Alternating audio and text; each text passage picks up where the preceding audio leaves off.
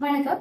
I'm doctor Aishwarya Prabhakaran. நாம இன்னைக்கு discuss பண்ணும்போது டயபெட்டிஸ் கண்ட்ரோல் பண்ணுறதுக்கு தேவையான டயட் பிளான்ஸ். முதல்ல டைப் 2 டயபெட்டிஸ் பேஷண்ட்ஸ் என்னெல்லாம் டயட் எடுக்கக்கூடாது என்று பார்க்கலாம்.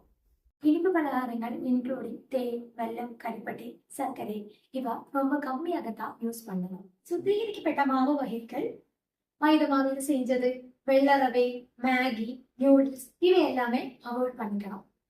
ஏன்னா இவை எல்லாத்துக்குமே கார்போஹைட்ரேட் கண்டென்ட் ரொம்ப ஜாஸ்தியா இருக்கு. களி, கஞ்சி, ஃப்ரூட் ஜூஸ் இவை எதுவுமே எடுக்கக்கூடாது.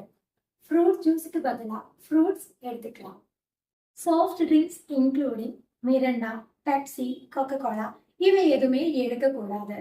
அது மட்டும் இல்லாம ஹெல்த் ட்ரிங்க்ஸ், பூஸ்ட், ஹார்லிக்ஸ் இவை எல்லாமே தவிர்க்கணும்.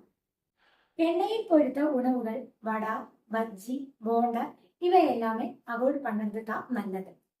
நட்ஸ் ஐட்டம்ஸ், வேர்க்கடலை, முந்திரி இவை எல்லாமே கம்மியாக எடுக்கிறது தான் நல்லது. பாதாம் மட்டும் ஒரு நாளைக்கு 4 கடுப்பு வரைக்கும் எடுத்துக்கலாம். அதே மாதிரி புகை பிடிப்பதும் ஆல்கஹாலும் கம்ப்ளீட்டா அவாய்ட் பண்ணணும். இனிமே எந்த எல்லாம் உணவுகள் எடுத்துக்கலாம் என்று பார்க்கலாம். பழங்களில் ஓரஞ்ச், சாத்துக்குடி, மாதுளை, கொய்யாப்பழம், நாவற்பழம், நெல்லிக்காய் இவை எல்லாமே எடுத்துக்கலாம். ஃப்ரூட் ஜூஸ் எதுவுமே எடுக்க வேண்டாம். அதே மாதிரி வாழைப்பழம், மாம்பழம், சீதாப்பழம், சப்போட்டா இவை எதுவுமே எடுக்க வேண்டாம்.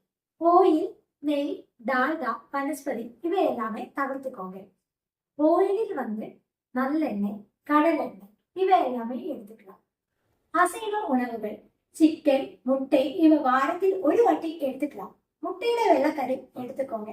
ஹாஃப் பாயில், ஆம்லேட் இந்த மாதிரி ஐட்டம்ஸ் எல்லாமே அவாய்ட் பண்ணிக்கலாம். ஃபிஷ் குழம்பு எடுத்துக்கலாம். ஆனா ஃப்ரைட் ஐட்டம்ஸ் ஃபுல்லாவே அவாய்ட் பண்ணிக்கோங்க. டயட் பிளானோடு கூட ப்ராப்பரான எக்ஸசைஸும் பிளட் சுகர் லெவல் கண்ட்ரோல் பண்ணுறதுக்கு ரொம்ப ஹெல்ப்ஃபுல்லா இருக்கு.